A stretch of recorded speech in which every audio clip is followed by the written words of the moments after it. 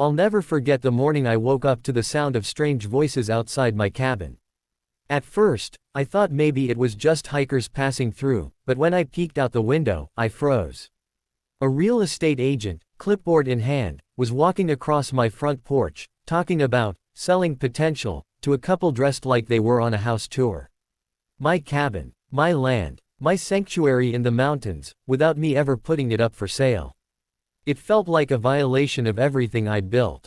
This place wasn't just four walls and a roof, it was the cabin my late father and I had constructed with our own hands years ago, every log carrying a memory.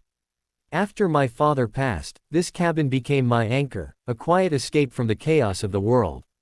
And now, some entitled WA thought they could just invite strangers to waltz inside as if it was theirs to sell. My blood boiled. I stepped outside and demanded to know what they were doing. The realtor looked stunned, muttering something about a listing approved by the WA board. The couple looked embarrassed, backing away quickly. The realtor shoved a paper at me, an official-looking flyer with photos of my cabin, listed under exclusive WA-approved properties. They had no right, none at all. I stormed down to the WA office that afternoon. Their president, a smug woman who always wore oversized sunglasses even indoors, sat back in her chair like a queen on a throne. She told me with a fake sweet smile, "Your property technically falls under WA jurisdiction. We're simply helping the community maintain value. A vacant, rustic cabin like yours could lower property prices." Vacant, rustic. My home was well kept, loved, and mine, not theirs to sell. I argued, demanded answers, but she dismissed me with a wave of her hand, saying, "If you don't like it, maybe you should consider selling." That was the moment I realized reasoning with them wouldn't work. They didn't see me as a neighbor. They saw me as an obstacle. And if I didn't take a stand, they'd keep pushing. The next morning, I drove to town, bought a heavy chain and padlock, and installed a sturdy iron gate at the entrance of my long gravel driveway. But I didn't stop there. On a big wooden board, I painted bold black letters. Private property. Not for sale. Trespassers will be prosecuted. Then, just to twist the knife, I hung a second sign beneath it. WA has no authority here. That sign caught attention fast. Within a day, neighbors stopped by, some laughing, some whispering. Many admitted they'd been fed up with the WA too. Turns out, I wasn't the only one they'd tried to bully. My stand lit a spark. The WA didn't take it well. They called, threatened fines, even left a notice taped to my gate claiming I was in violation of community cohesion rules. I kept every piece of paper, documented every interaction, and contacted an attorney.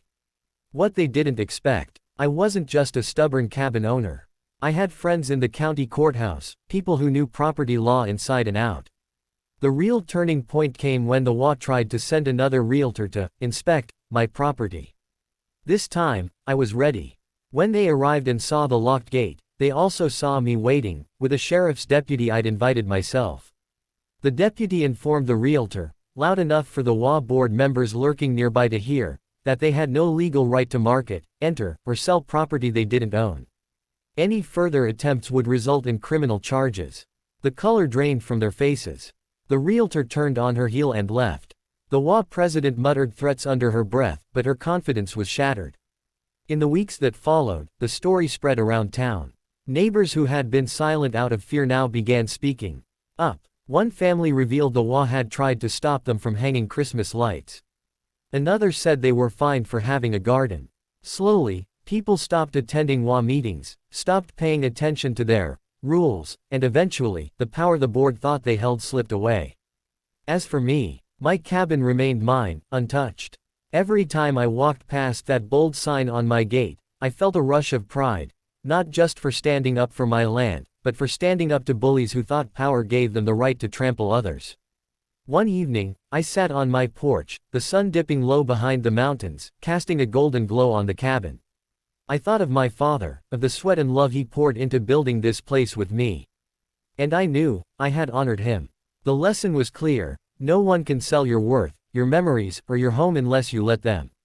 And sometimes, the only way to keep what's yours is to fight for it with everything you've got. And fight, I did.